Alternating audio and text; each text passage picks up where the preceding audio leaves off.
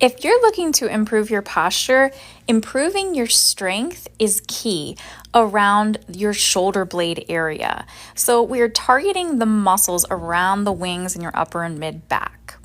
This exercise is called band pull apart. So we're grabbing a resistance band and we're just simply pulling it apart.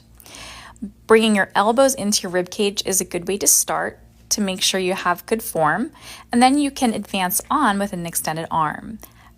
Try to avoid shrugging those shoulders to the ears. Instead, squeeze your shoulder blades together.